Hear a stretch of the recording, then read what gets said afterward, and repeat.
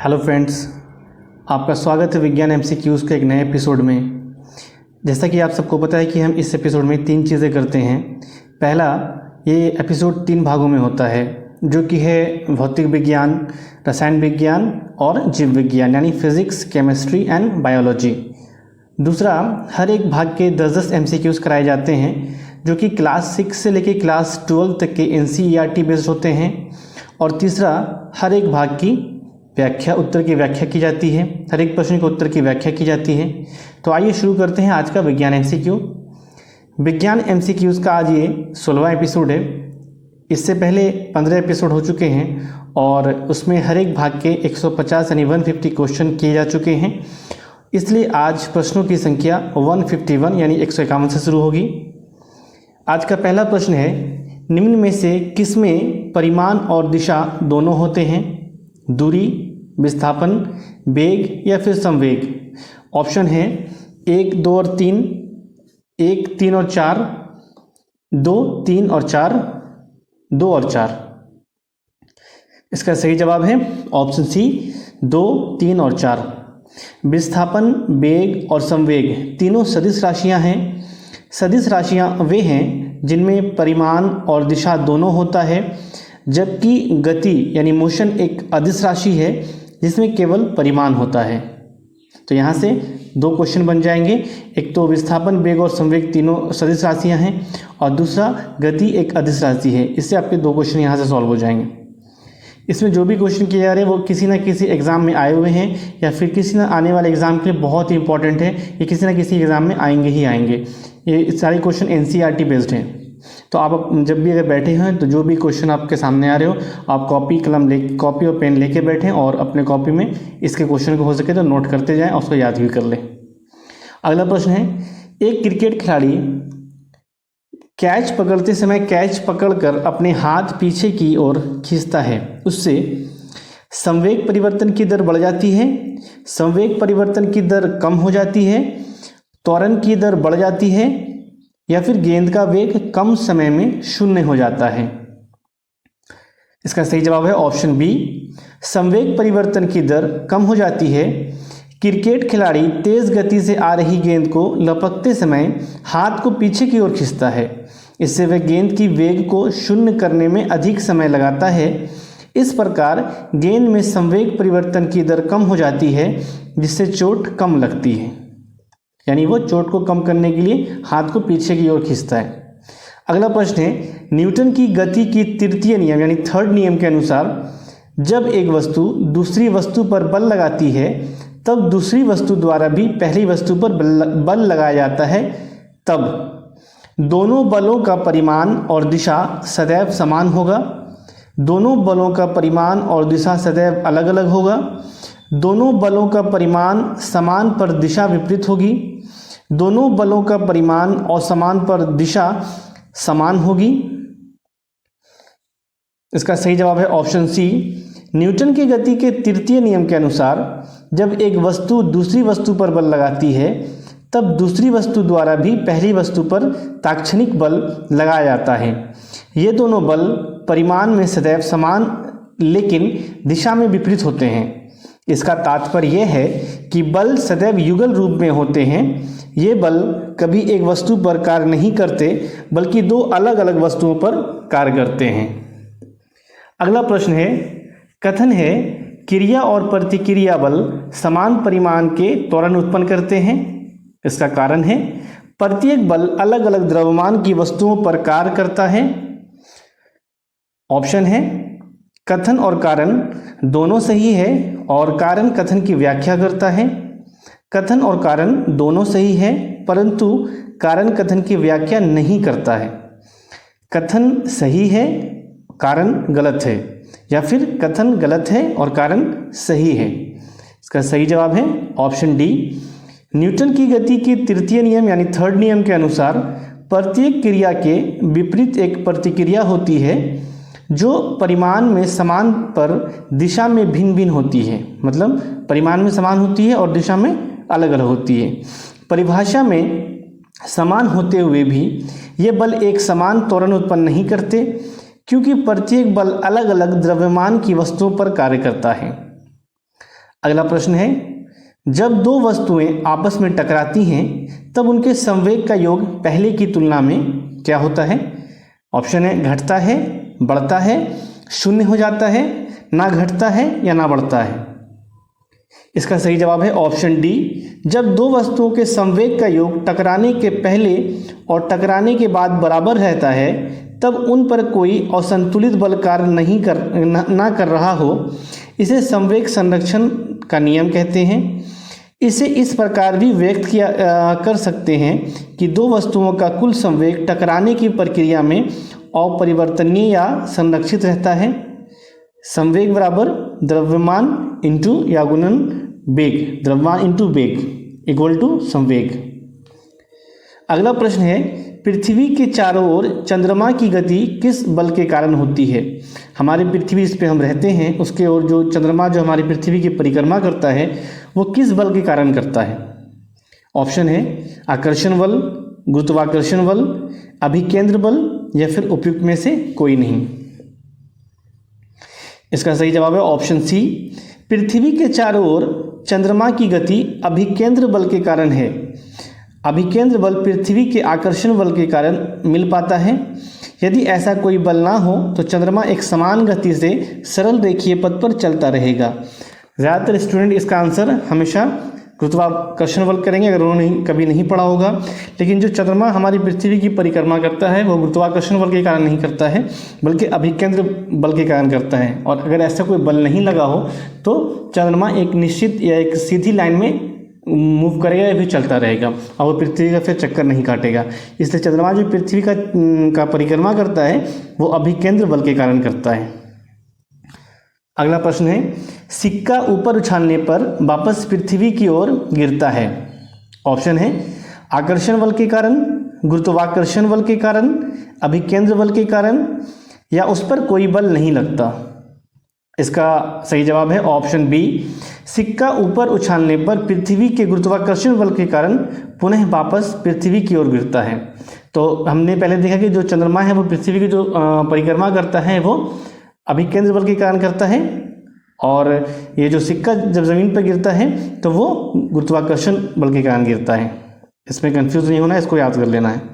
अगला प्रश्न है, विश्व का प्रत्येक पिंड यानी वर्ल्ड के जितने भी पिंड हैं प्रत्येक अन्य पिंड को एक बल से आकर्षित करता है जो दोनों पिंडों के द्रव्यमानों के गुणनफल के अनुक्रमानुपाती तथा उनके बीच के दूरी के वर्ग के व्युत्क्रमानुपाती होता है।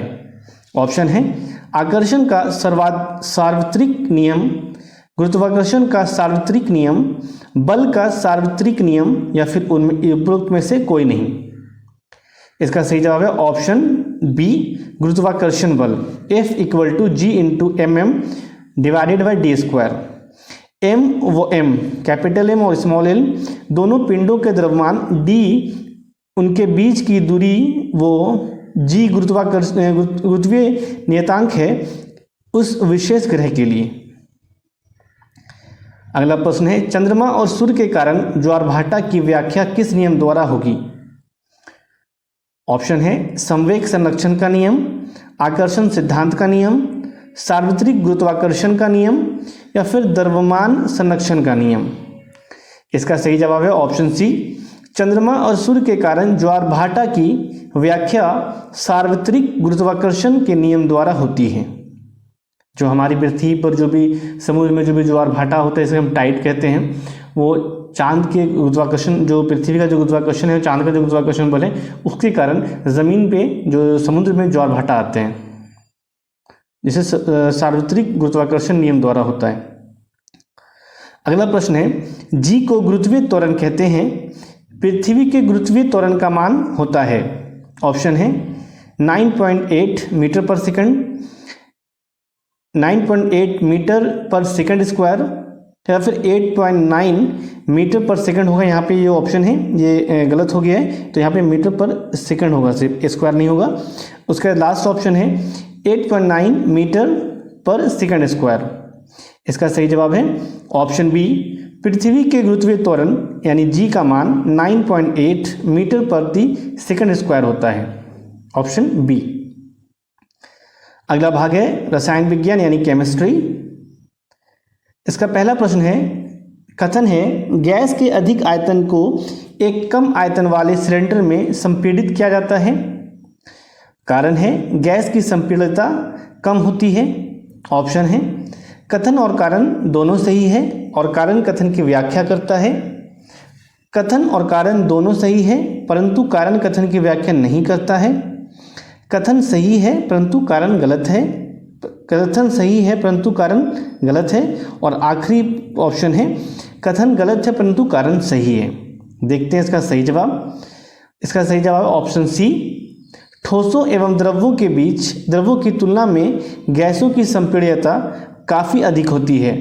घरों में एलपीजी यानी लिक्विड पेट्रोलियम गैस, जिसे द्रवीकृत पेट्रोलियम गैस, या अस्पतालों में दिए जाने वाले ऑक्सीजन सिलेंडर में संपीड़ित गैस होती है। आजकल वाहनों में ईंधन के रूप में सीएनजी यानी कंप्रेस्ड नेचुरल गैस, जिसे हम सीएनजी जो आजकल हम देखते हैं दिल्ली या जो भी मेट्रो सिटीज़ में आजकल गाड़ियों में सीएनजी का यूज़ किया जाता है, जिसे सीएनजी यानी संपीड़ित कंप्रेस प्राकृतिक गैस का उपयोग होता है। संपीड़ितता काफ़ी अधिक होने के कारण गैस के अत्यधिक आयतन को कम आयतन वाले सिलेंडर में संपीड़ित किया जा सकता है। संपीड़ित मतलब कंप्रेशन किया जा सकता है। हम देखते हैं कि हमारे घर में जो एलपीजी सिलेंडर आते हैं उसमें एक छोटे से जगह में 14 किलो या फिर कॉमर्शियल गैस में 19 किलो गैस भरे होते हैं। मतलब उस गैस को संपीड़ित करके एक छोटे से सिलेंडर में उसको बंद किया जा सकता है, उसको जमा किया जा सकता है। अगला प्रश्न है किसी तत्व के द्रव्यमान प्रति इकाई आयतन को कहते हैं। ऑप्शन है दाब, भाप, संहति या फिर घनत्व। इसका सही जवाब है ऑप्शन डी। किसी तत्व के द्रव्यमान प्रति इकाई आयतन को घनत्व कहते हैं। घनत्व इक्वल टू द्रव्यमान डिवाइडेड बाय आयतन। इसका मात्रक किलोग्राम प्रति घन मीटर होता है। प्रति इकाई क्षेत्र पर लगे बल को दाब कहते हैं। दाब का मात्रक पास्कल होता है। जिस बल से पृथ्वी किसी वस्तु को अपनी ओर खींचती है वह भार होता है। संहति द्रव्यमान को कहते हैं और इसका मात्रक किलोग्राम होता है। तो इस क्वेश्चन में 3 या 4 आपके क्वेश्चन हैं जो आपको सॉल्व हो जाएंगे, तो आप इसको अपने कॉपी में नोट जरूर कर लें। अगला प्रश्न है निम्नलिखित कथनों पर विचार कीजिए। किसी ठोस के गलने की प्रक्रिया में तापमान बदलता रहता है। 0 डिग्री सेल्सियस या सेंटीग्रेड पर जल के कणों की ऊर्जा उसी तापमान पर बर्फ के कणों की ऊर्जा से अधिक होती है। उपयुक्त कथनों में कौन सा या से सही है? केवल 1, केवल 2, माफ कीजिए यहाँ पे ये ऑप्शन केवल 1 होगा, यहाँ पर केवल 1, केवल 2, दोनों या फिर कोई नहीं। इसका सही जवाब है ऑप्शन बी। गलने की प्रक्रिया यानी ठोस से द्रव अवस्था में परिवर्तन को संगलन कहते हैं, यानी सॉलिड से जब लिक्विड होता है तो उस प्रक्रिया को संलग्न कहते हैं। किसी ठोस के गलने की प्रक्रिया में तापमान समान रहता है। वायुमंडलीय दाब पर 1 किलोग्राम ठोस को उसके गलनांक पर द्रव में बदलने के लिए जितनी ऊष्मीय ऊर्जा की आवश्यकता होती है उसे संलग्न की प्रसुप्त ऊष्मा कहते हैं। अर्थात 0 डिग्री सेंटीग्रेड यानी 273 केल्विन पर जल के कणों की ऊर्जा उसी तापमान पर बर्फ के कणों की ऊर्जा से अधिक होती है। अगला प्रश्न है कथन है 373 केल्विन यानी 373 केल्विन तापमान पर वाष्प के कणों में उसी तापमान पर पानी के कणों की अपेक्षा कम ऊर्जा होती है। कारण वाष्प के कण वाष्पीकरण की गुप्त ऊष्मा के रूप में अतिरिक्त ऊष्मा अवशोषित कर लेती है। ऑप्शन है कथन और कारण दोनों सही है परंतु कारण कथन की व्याख्या करता है। कथन और कारण दोनों सही है परंतु कारण कथन की व्याख्या नहीं करता है। कथन सही है परंतु कारण गलत है, या फिर कथन गलत है और कारण सही है। इसका सही जवाब है ऑप्शन डी। 373 केल्विन यानी जिसे 100 डिग्री सेंटीग्रेड भी बोल सकते हैं, तापमान पर भाप अर्थात वाष्प के कणों में उसी तापमान पर पानी के कणों की अपेक्षा अधिक ऊर्जा होती है। ऐसा इसलिए है क्योंकि भाप के वाष्पीकरण की गुप्त ऊष्मा के रूप में अतिरिक्त ऊष्मा अवशोषित कर ली है। तापमान को बदलकर हम पदार्थ को एक अवस्था से दूसरी अवस्था में बदल सकते हैं। अगला प्रश्न है निम्नलिखित कथनों पर विचार कीजिए। दाब और तापमान के बढ़ने से गैस द्रव में बदल जाती है। एक एटमॉस्फेयर दाब पर ठोस CO2 द्रव अवस्था में आए बिना सीधे गैस में परिवर्तित हो जाती है। उपयुक्त कथनों में कौन सा या से सही है? केवल एक, केवल दो, दोनों या फिर कोई नहीं? इसका सही जवाब है ऑप्शन बी। दाब के बढ़ने और तापमान के घटने से गैस द्रव में बदल सकती है। CO2 को उच्च दाब पर संग्रहित किया जाता है। जब वायुमंडलीय दाब का माप 1 एटमॉस्फेयर यानी ATM हो तो ठोस यानी CO2 द्रव अवस्था में आए बिना सीधे गैस में परिवर्तित हो जाती है। यही कारण है कि ठोस CO2 को शुष्क बर्फ भी कहते हैं। तो इससे आपका एक और क्वेश्चन सॉल्व हो गया कि शुष्क बर्फ किसे कहते हैं। ये क्वेश्चन लगभग एग्जाम में पूछे जाते हैं कि शुष्क बर्फ किसे कहते हैं। तो शुष्क बर्फ ठोस CO2 को शुष्क बर्फ भी कहा जाता है। अगला प्रश्न है निम्नलिखित में किसे शुष्क बर्फ कहते हैं? ये भी क्वेश्चन आपने जस्ट पढ़ा है। ऑप्शन है कपूर, पारा, मोम और ठोस CO2। ये जवाब बहुत आसान है। इसका ऑप्शन है सही जवाब ऑप्शन डी। ठोस CO2 को उच्च दाब पर संग्रहित किया जाता है।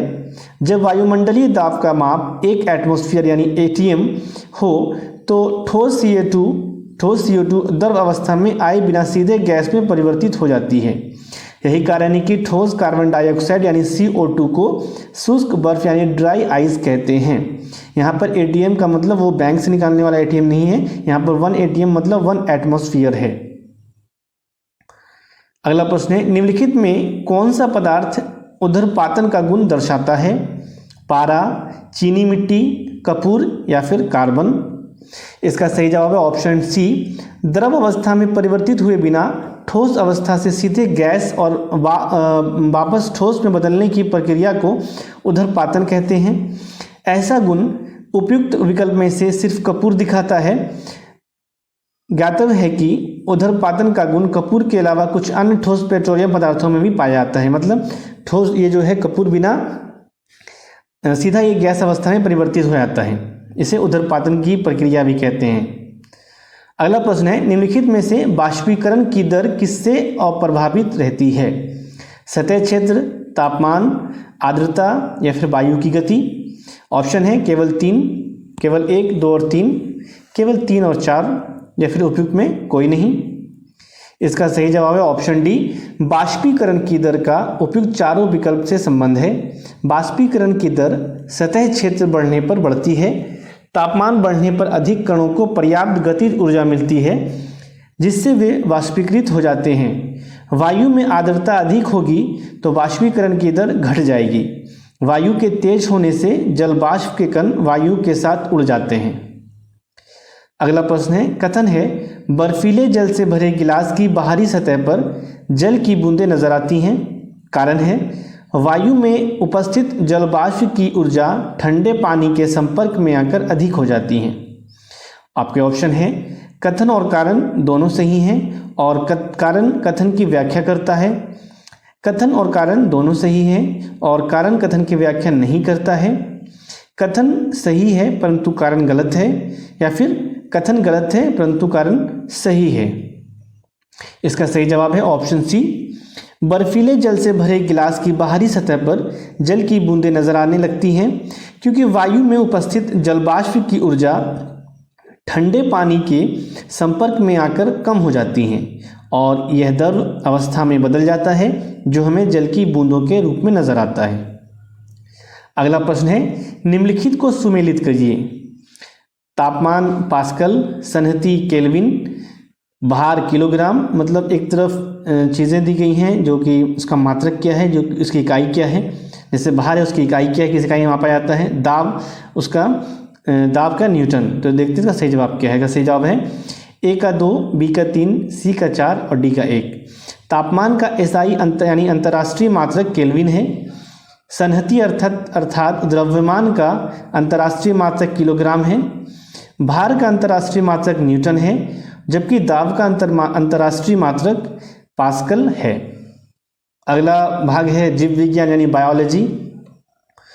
पहला प्रश्न है निम्नलिखित में किस ग्रंथि से प्रोजेस्टेरॉन हार्मोन स्रावित होता है, यानी प्रोजेस्टेरॉन हार्मोन सिक्रेट होता है। आदिवृक्क यानी एड्रिनल, प्रावटु, अंडाशय या फिर इनमें से कोई नहीं। इसका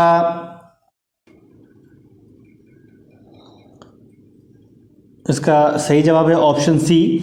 अंडाशय ग्रंथि से प्रोजेस्टेरॉन हार्मोन का स्रावन यानी सिक्रेशन अंडाशय ग्रंथि द्वारा होता है तथा यह पीत पिंड यानी कॉर्पस ल्यूटियम में अवस्थित है। अगला प्रश्न है, टेस्टोस्टेरोन नामक हार्मोन का स्रावन किस ग्रंथि से होता है? प्राप्टु ग्रंथि, एड्रिनल ग्रंथि, अंडाशय ग्रंथि या फिर वृषण ग्रंथि यानी टेस्टिस। इसका सही जवाब है ऑप्शन डी। टेस्टोस्टेरोन नामक हार्मोन का स्रावन यानी सिक्रेशन वृषण ग्रंथि से होता है यानी टेस्टिस से होता है, जो मेल में पाए जाते हैं तथा इसकी अवस्थिति अतराली लैंडिंग कोशिकाएं जो शुक्रजनक नालिकाओं के यानी जैसे फेरस ट्यूब्यूल के कोणीय अवकाशों के बीच स्थित है। अगला प्रश्न है, नीचे दिए गए कूट में से कौन सा सुमेलित नहीं है यानी किसका सुमेलन सही किया हुआ नहीं है? सूची 1 में हार्मोन दिए गए हैं और सूची 2 में रोग दिए गए हैं। तो पहला है एसटीएच हार्मोन बौनापन, थायरॉक्सिन अवटुमंता, टिटोनी पीटीएच, डायबिटीज़ मेलिटस एडिसम। इसका सही जवाब है ऑप्शन डी। डायबिटीज़ मेलिपिटस रोग इंसुलिन की कमी होने से होता है। इंसुलिन हार्मोन लैंगरहंस के द्वीप समूह यानी बी कोशिका ग्रंथि से स्रावित यानी सेक्रेट होता है। अगला प्रश्न है, निम्नलिखित कथनों पर विचार कीजिए। एस्ट्रोजन यह अंडवाहिनी यानी ओविडक्ट के परिवर्धन को पूर्ण करता है। दूसरा है प्रोजेस्टेरॉन यह एस्ट्रोजन से सहयोग कर स्तन वृद्धि करने में सहायता करता है। उपयुक्त कथनों में सही कथन है केवल 1, केवल 2, 1 और 2, ना तो 1 ना तो 2। इसका सही जवाब है ऑप्शन सी। अंडाशय ग्रंथि से एस्ट्रोजन और प्रोजेस्टेरॉन हार्मोन का स्रावन होता है। एस्ट्रोजन अंडवाहिनी के परिवर्धन को पूर्ण करता है। प्रोजेस्टेरॉन एस्ट्रोजन से सहयोग कर स्तन वृद्धि में सहायता करता है। अगला प्रश्न है, निम्नलिखित कथनों पर विचार कीजिए। रिलैक्सिन हार्मोन गर्भाशय में यह अंडाशय, गर्भाशय एवं अपरा में उपस्थित रहता है। रिलैक्सिन हार्मोन प्यूबिक सिम्फाइसिस को मुलायम करती है। उपयुक्त कथनों में से सही है केवल 1, केवल 2, 1 सही है और 2 गलत है, 1 और 2। इसका सही जवाब ऑप्शन डी। रिलैक्सिन हार्मोन का स्रावन अंडाशय से होता है तथा यह हार्मोन प्यूबिक सिम्फाइसिस को मुलायम करता है तथा यह गर्भ अवस्था ग्रीवा यानी यूटेरिन सेरक्स को चौड़ा करता है ताकि बच्चा आसानी से पैदा हो सके। अगला प्रश्न है, निम्नलिखित कथनों पर विचार कीजिए। अवटु ग्रंथि यानी थायराइड ग्लैंड से निकलने वाला हार्मोन थायरॉक्सिन एवं ट्रायोडोथायरोनिन है। इनमें आयोडीन अधिक मात्रा में रहता है। थायरॉक्सिन पीयूष ग्रंथि के हार्मोन के साथ मिलकर शरीर के जल संतुलन का नियंत्रण करते हैं। उपयुक्त कथनों में से सही है 1 और 2, केवल 1, केवल 2, ना तो 1 ना तो 2। जिसका सही जवाब है ऑप्शन ए। अवटु ग्रंथि यह मनुष्य के गले में श्वास नली या ट्रेकिया के दोनों ओर लैरिक्स के नीचे स्थित होती है। लैरिक्स यानी लैरिंग्स बोलते हैं जो आपका हमारे गले में एक बहुत सा लंबा सा निकला जाता है, इसको लोग कंठ बोलते हैं। उसका लैरिंक्स भी बोला जाता है, जिसे साउंड बॉक्स भी बोलते हैं, गले का स्थित रहती है। इसे थायरॉक्सिन एवं ट्रायोडोथायरोनिन हार्मोन स्रावित होता है तथा यह जल संतुलन का नियंत्रण करते हैं। अगला प्रश्न है, निम्नलिखित कथनों पर विचार कीजिए। मेडुला द्वारा स्रावित हार्मोन है एपिनेफ्रिन, नायरोपिनेफ्रिन, एपिग्लॉटिस। इसके ऑप्शन है केवल 1 और 2 और 3, इनमें से कोई नहीं। इसका सही जवाब है मेडुला द्वारा स्रावित हार्मोन है एपिनेफ्रिन एवं नेरोपिनेफ्रिन। थोड़ा ये मेडिकल टेक्निकल वर्ड्स हैं, तो आप स्क्रीन पे जो भी वर्ड्स लिखे हैं उसको नोट कर लें। हो सकता है प्रोनाउंसिएशन में थोड़ा आगे पीछे हो रहा हो, तो आप उसको नोट कर लें। अगला प्रश्न है, प्राप्टू ग्रंथि यानी पैराथायरॉइड ग्लैंड द्वारा स्रावित हार्मोन है पैराथायरॉइड, कैल्सिटोनिन या फिर हाइपोथायरॉयडिज्म। ऑप्शन है केवल एक, केवल दो, एक और दो, ना तो एक ना तो दो। इसका सही जवाब है ऑप्शन सी, प्राप्टू ग्रंथि द्वारा दो हार्मोन स्रावित होते हैं, पैराथायरॉइड हार्मोन एवं कैल्सिटोनिन। अगला सवाल है, थायरॉक्सिन के आधिक्य से होने वाला रोग है टॉक्सिक ग्वाइटर, जड़मानवता,